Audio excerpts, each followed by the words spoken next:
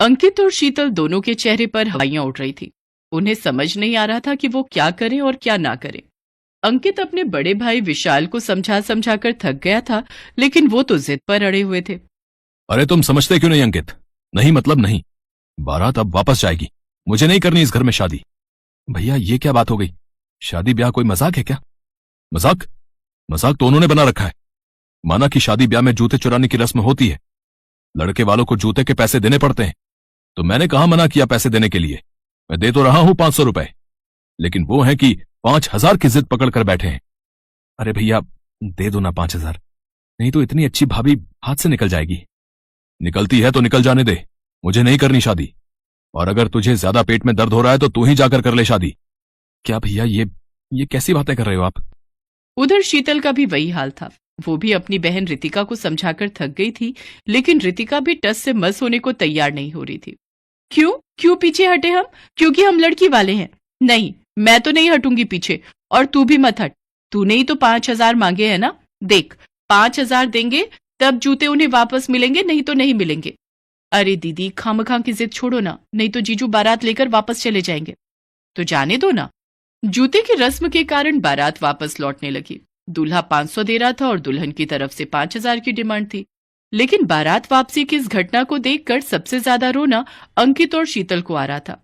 अंकित दूल्हे का भाई था और शीतल दुल्हन की बहन। आखिर क्या था उनके दुखी होने का कारण?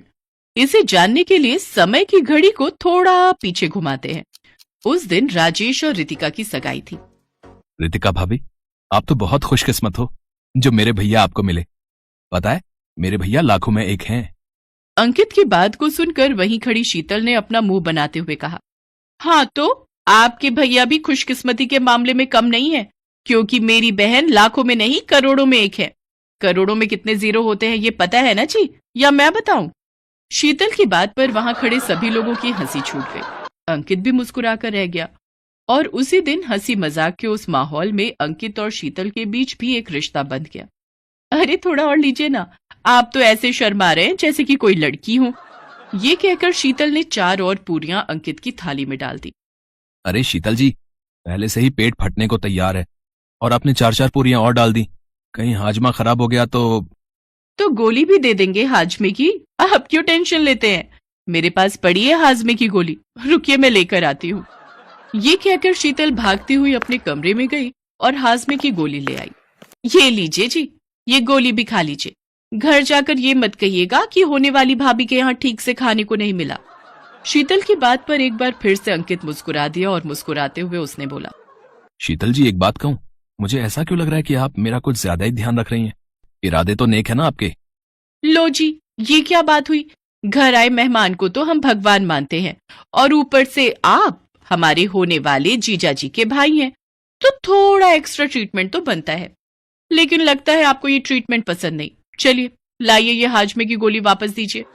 ये कहकर शीतल अंकित के हाथों से हाजमे की गोली छीनने लगी तो अंकित ने कहा, क्या हुआ जी? पल में हमें भगवान बोला और पल में ये बर्ताव। हमारी कोई बात बुरी लगी तो सॉरी रहेगा जी। एक रात की बात है। शीतल ने अंकित को कॉल किया। अंकित गहरी नींद में था। सो रहे थे क्या? नहीं तो भंगड़ा कर रहा था। भंगड़ा? इतनी रात को? जोकिंग शीतल, तू भी ना मजाक नहीं समझती है यार। इतनी रात को सोऊंगा नहीं तो और क्या करूंगा। यार अंकित, तुझसे एक बड़ी जरूरी बात करनी थी। जरूरी बात? हाँ बोलना। पापा ने दीदी की शादी के बाद मेरी शादी का प्लान किया है। आज एक लड़का मुझे देखने आया था। काफी हैंडसम था वो। 3-4 महीने में यूएस जाने वाला है। मुझे तो वो बहुत पसंद आया। मैंने तो पापा से हाँ कह दी है। अंकित जो उतनी देर से ऊँघते हुए शीतल से बात कर रहा था, अचानक से उसकी आंखें बड़ी हो गई। वो बिस्तर पर चौंक कर उठा और बोला, शीतल पागल हो गई है क्या? ये क्या कह रही है तू? तो किसी दूसरे से शादी करेगी? अरे तेरे बिना मेरा क्या होगा यार? मुझे क्या पता क्या होगा। ओए, तू ऐसा नहीं कर सकती मेरे साथ। मैं मर जाऊंगा यार। अंकित की इस बात पर शीतल जोर जोर से हंसने लगी।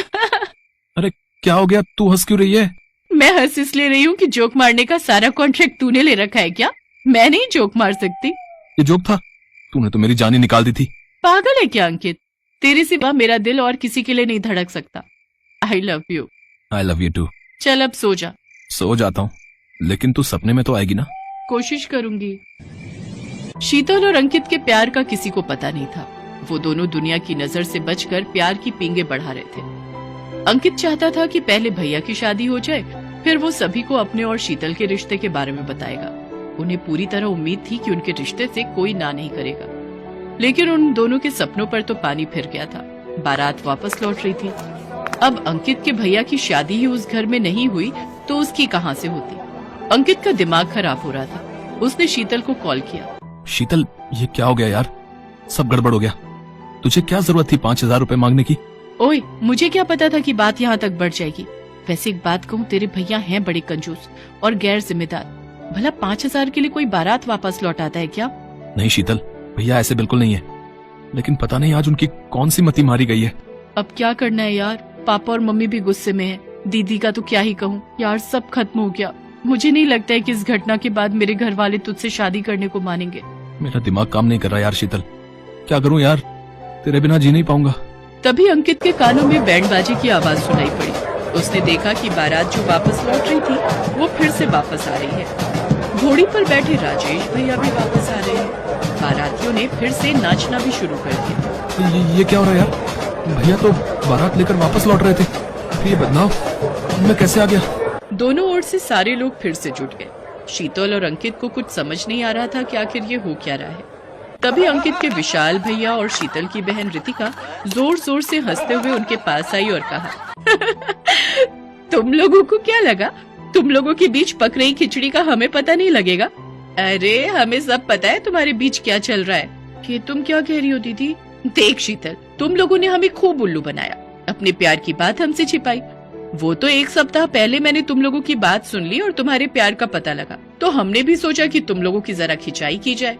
रितिका ने राजेश को कॉल किया और उसे सारी बातें बताई, और फिर उन्होंने जूते चोरी में ज्यादा पैसे मांगने का और फिर पैसे नहीं देने का और झूठ मूठ का बारात वापसी का प्लान बनाया।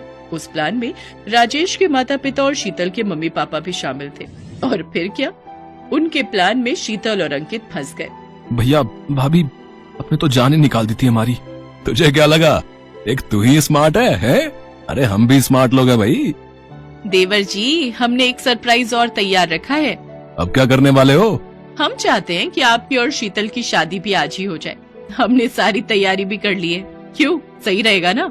रितिका की बात को सुनकर अंकित और शीतल मुस्कुराने लगे। उस रात उन दोनों की भी शादी हो गई।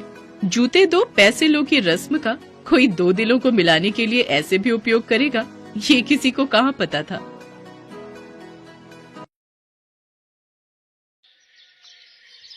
भाभी, हमारे कॉलेज की तरफ से गोवा के लिए एक ट्रिप ऑर्गेनाइज की गई है, जिसके लिए वो हमसे 5,000 रुपए ले रहे हैं। मेरी सभी सहेलियां जा रही हैं। मेरा भी बहुत मन है, प्लीज मुझे जाने दो। हे राम, 5,000 रुपए! इतने में तुम्हें महीने भर का राशन भरवा लूं। कोई जरूरत नहीं है कहीं जाने की। चुपचाप से घर पर रहो और घर के कामकाज में मेरी मदद करो। ये लो, जल्दी से इन कपड़ों को प्रेस कर दो। लेकिन भाभी, अभी तो मुझे कॉलेज के लिए देर हो रही है। मैं शाम को आकर सारे कपड़े प्रेस कर दूंगी। अरे पढ़ लिख के कौन सी तू कलेक्टर बन जाएगी? शादी के बाद चूल्हा चौका ही तो संभालना है। चल अब जल्दी से सारे कपड़े प्रेस कर दे। इसके बाद बेचारी शिवानी उस दिन कॉलेज न जाकर सभी कपड़ों को प्रेस करने लग जाती है।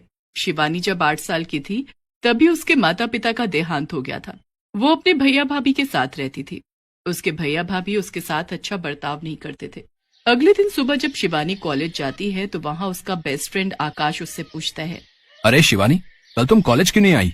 पता है मैं कितनी देर तक तुम्हारी राह देखता रहा। बस यूं ही आकाश, एक्चुअली वो घर में काम ज्यादा था। काम ज्यादा था या फिर तुम्हारी भाभी नहीं चाहती थी कि तुम कॉलेज जाओ? हाँ आकाश, दरअसल मेरी भाभी ने ही मुझे आने नहीं दिया। वो नहीं चाहती कि मैं कॉलेज जाऊं और पढ़ाई करूं।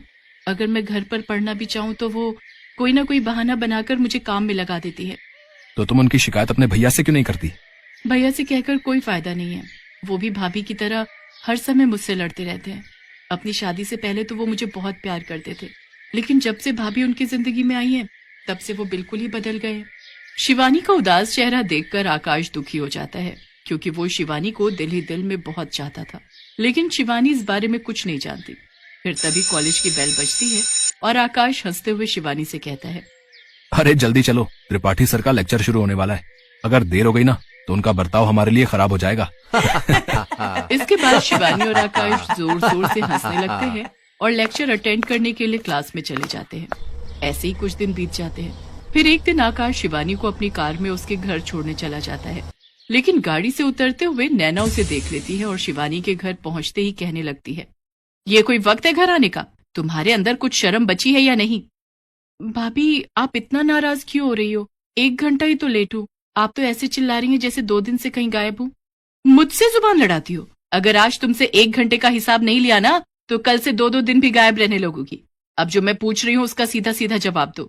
भाभी, कल से मेरे एग्जाम शुरू होने वाले हैं, तो लाइब्रेरी में बैठकर पढ़ाई कर रही थी। घर पर तो आप मुझे पढ़ने नहीं देती, किसी न किसी काम में लगाए रखती हैं। अच्छा बेटा, जुबान तो कैंची की तरह चलती है तुम्हारी। आखिर कौन था वो लड़का जो तुम्हें यहाँ छोड़ने आया था? वो मेरे कॉलेज में मेरे साथ ही पढ़ता है। आज पढ़ाई के चक्कर में थोड़ा लेट हो गई थी, इसलिए वो मुझे घर ड्रॉप करने आया था। आजकल बड़े पंख लगे हुए हैं तुम्हारे। आज किसी के साथ रात को घर आई हो, कल किसी के साथ शादी करके आ जाओगी, तो क्या इज्जत रह जाएगी हमारी? आने दो तुम्हारे भैया को, उन्हें भी तो पता चले क्या गुल खिला रही है उनकी बहना। शिवानी नैना को समझाने की बहुत कोशिश करती है कि जैसा वो सोच रही है ऐसा कुछ भी नहीं है, लेकिन नैना शिवानी की एक नहीं सुनती और अपने पति मयंक के घर आते ही शिवानी के खिलाफ उसके कान भर देती है। अगली सुबह शिवानी जैसे ही तैयार होकर कॉलेज के लिए निकलने लगती है, तभी मयंक उसे रोकते हुए कहता है, शिवानी, आज से तुम कॉलेज नहीं जाओगी। लेकिन क्यों भैया, आज तो मेरा एग्जाम है। अरे बहुत कर ली तुमने पढ़ाई, अब घर पर रहकर घर के कामकाज सीखो। इससे पहले कि तुम हमें कहीं मुंह दिखाने लायक नहीं छोड़ो, उससे पहले ही हम तुम्हारी शादी कर देंगे। शादी? इतनी जल्दी भैया? नहीं भैया, जब तक मैं पढ़ाई पूरी नहीं कर लेती तब तक मैं शादी नहीं करूंगी। शिवानी, तुम्हें पता है ना, मैंने एक बार जो फैसला ले लिया सो ले लिया। कल शाम तुम्हें देखने लड़के वाले आ रहे हैं, तुम तैयार रहना, हम जल्द ही तुम्हारी शादी कर देंगे। शिवानी अपने भाई को समझाने की बहुत कोशिश करती है, लेकिन मयंक उसकी बिल्कुल नहीं सुनता। और उधर कॉलेज में बैठा आकाश कब से शिवानी की राह देख रहा होता है। एग्जामिनेशन हॉल में शिवानी के न आने के कारण आकाश भी वहां से बिना पेपर दिए ही चला जाता है। एग्जाम खत्म होने के बाद शिवानी और आकाश की दोस्त निधि आकाश के पास आकर बैठती है और उससे कहती है, आकाश तुम पागल हो गए हो क्या, जो बिना पेपर दिए आ गए? निधि यार, आज शिवानी कॉलेज नहीं आई, मुझे कुछ ठीक नहीं लग रहा। क्या तुम उसके घर जाकर पता कर सकती हो कि आखिर बात क्या है? हाँ हाँ, क्यों नहीं, चली जाऊंगी मैं, लेकिन ये तो बताओ, जब तुम शिवानी से इतना प्यार करते हो तो उसे बोल क्यों नहीं देते? हाँ, तुम सही कह रही हो। अच्छा, उसको जाकर बोलना कि कल सुबह मुझे पहाड़ी वाले मंदिर पर मिले। इसके बाद निधि सीधा शिवानी के घर जाती है और उसे आकाश का मैसेज दे देती है। अगले दिन सुबह शिवानी आकाश से जाकर मंदिर में मिलती है और रोते हुए उससे कहती है, आकाश, मेरे भैया भाभी जबरदस्ती मेरी शादी एक अनपढ़ तलाकशुदा मर्द के साथ कर रहे हैं, और तो और उसके 2 बच्चे भी हैं। क्या? लेकिन वो ऐसा क्यों कर रहे हैं? क्योंकि उसके पास बहुत पैसे हैं और उन्हें लगता है कि अगर मेरी शादी अमीर घर में हो जाएगी तो उन्हें भी किसी चीज की कमी नहीं होगी। निधि ने मुझे सब बता दिया है, और अब इस दलदल से निकलने का सिर्फ एक ही रास्ता है कि तुम अपने भैया भाभी का घर छोड़ दो। लेकिन फिर मैं कहाँ जाऊंगी? भैया के अलावा इस दुनिया में मेरा है ही कौन? तुम मेरे घर चलो शिवानी, मैं सच कह रहा हूँ, मैं तुम्हें कभी किसी चीज की कमी नहीं होने दूंगा। लेकिन आकाश, तुम्हारे घर पर इस तरह रहना, लोग क्या कहेंगे? तुम्हारे घर वाले क्या सोचेंगे? नहीं, मुझे ठीक नहीं लग रहा। शिवानी, आज हम मंदिर में खड़े हैं और मैं भगवान के सामने तुमसे कुछ भी झूठ नहीं कहूंगा। मैं तुम्हें बहुत प्यार करता हूँ और जिंदगी भर तुम्हारे साथ रहना चाहता हूँ। क्या तुम मुझसे शादी करोगी? शिवानी, मैं भगवान को साक्षी मानकर उम्र भर तुम्हारा साथ निभाने का वादा करता हूँ। तुम्हें हर हाल में खुश रखूंगा और हमेशा तुम्हारा साथ दूंगा। आकाश की बात सुनते ही शिवानी दंग रह जाती है और कुछ कह पाती उससे पहले ही आकाश कुमकुम उठाता है और उससे शिवानी की मांग भर देता है। आकाश की बातों ने शिवानी का मन भी जीत लिया। शायद उसे जिंदगी में पहली बार किसी ने इतना प्यार दिया था, और वो राजी खुशी आकाश के साथ मंदिर में अग्नि को साक्षी मानकर शादी कर लेती है। शादी करने के फौरन बाद शिवानी आकाश के साथ अपने घर पहुंचती है तो उसकी भाभी उसको देखते ही जोर जोर से छाती पीटने लगी। हाय राम, ये क्या कर डाला इस लड़की ने, हमें कहीं मुंह दिखाने लायक नहीं छोड़ा।